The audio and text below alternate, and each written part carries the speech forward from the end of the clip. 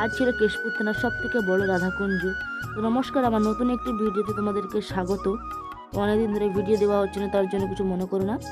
তো আজ যাচ্ছে আমরা কেশপুর থানার সব থেকে বড় রাধাকুঞ্জের উৎসবে, সেই জন্য দেখো তাড়াতাড়ি করে তোমাদের দাদাভাই আর আমি রেডি হয়ে বেরিয়ে পড়েছি। তাড়াতাড়ি নয়, বাজে প্রায় 3টে মতো।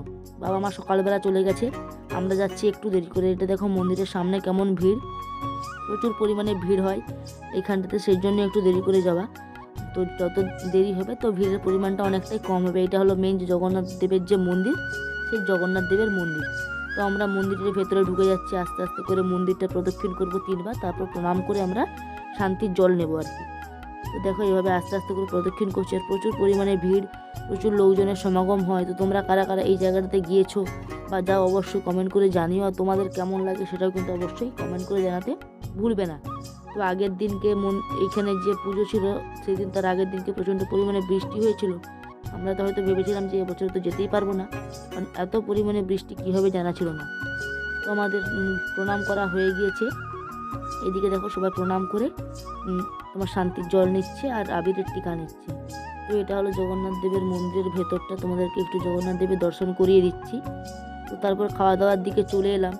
ভিড়টা দেখতে পাচ্ছ, তখন প্রায় 3:30 থেকে 4:45 মতো বাজে, তাও কিন্তু ভিড়টা প্রচণ্ড পরিমাণেই ছিল। তোমাদেরকে দেখাচ্ছি, দেখো এদিকে। তারপর আমরা ফাঁকা জায়গা পেয়ে বসে পড়েছি, তোমাদের দাদাভাই আর আমি, আরেকজন ছিল আমাদের সঙ্গে। আর প্রচণ্ড পরিমাণে ভিড়ে প্রায় 50 থেকে 60,000 লোক খাওয়া দাওয়া করে। তো এদিকে কীর্তন গান হচ্ছিল, আমরা কিছুক্ষণ দাঁড়িয়ে কীর্তন গান দেখলাম, বেশিক্ষণ থাকিনি কারণ গরমটাও পড়েছিল প্রচণ্ড। তারপর বাড়ি আসার পথে এই যে রাধাকুঞ্জর যে মন্দির বা মূর্তি, এখানে একটু গেলাম প্রণাম করতে, তোমাদেরকে ঠাকুরের মূর্তিটা দর্শন করিয়ে দিলাম।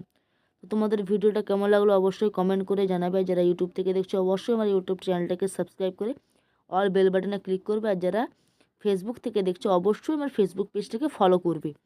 দেখতেই পাচ্ছ গরমে নাজেহাল হওয়া অবস্থা। তো এখন বাড়ি যাচ্ছি, বাজে প্রায় 5টা থেকে 5:30 মতো। আর একটা কোল্ড ড্রিঙ্কস কিনেছি, কারণ প্রচণ্ড গরম, জল তেষ্টাও পাচ্ছিল, জলটা কিন্তু গরম হয়ে গেছে।